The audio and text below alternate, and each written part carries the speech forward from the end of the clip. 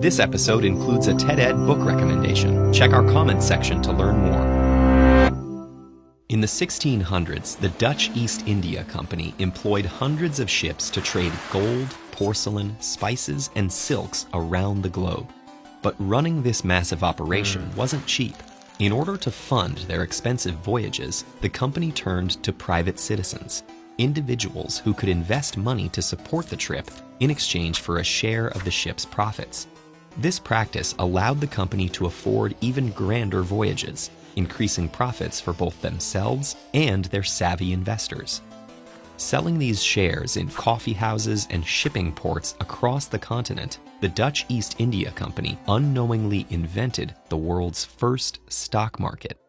Since then, companies have been collecting funds from willing investors to support all kinds of businesses. And today, the stock market has schools, careers, and even whole television channels dedicated to understanding it. But the modern stock market is significantly more complicated than its original incarnation. So how do companies and investors use the market today?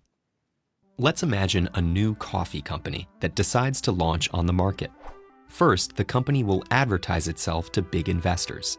If they think the company is a good idea, they get the first crack at investing and then sponsor the company's initial public offering, or IPO. This launches the company onto the official public market, where any company or individual who believes the business could be profitable might buy a stock. Buying stocks makes those investors partial owners in the business. Their investment helps the company to grow, and as it becomes more successful, more buyers may see potential and start buying stocks. As demand for those stocks increases, so does their price, increasing the cost for prospective buyers and raising the value of the company's stocks people already own. For the company, this increased interest helps fund new initiatives and also boosts its overall market value by showing how many people are willing to invest in their idea. However, if for some reason a company starts to seem less profitable, the reverse can also happen.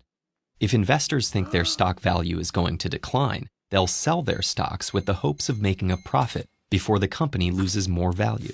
As stocks are sold and demand for the stock goes down, the stock price falls, and with it, the company's market value. This can leave investors with big losses, unless the company starts to look profitable again. This seesaw of supply and demand is influenced by many factors. Companies are under the unavoidable influence of market forces, such as the fluctuating price of materials, changes in production technology, and the shifting costs of labor. Investors may be worried about changes in leadership, bad publicity, or larger factors like new laws and trade policies. And of course, plenty of investors are simply ready to sell valuable stocks and pursue personal interests. All these variables cause day-to-day noise in the market, which can make companies appear more or less successful. And in the stock market, appearing to lose value often leads to losing investors, and in turn, losing actual value.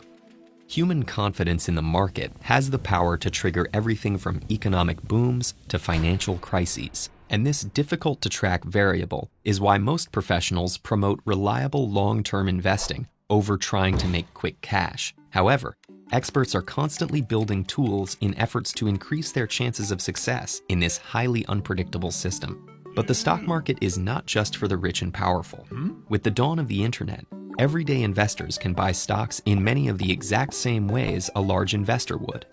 And as more people educate themselves about this complex system, they too can trade stocks, support the businesses they believe in, and pursue their financial goals.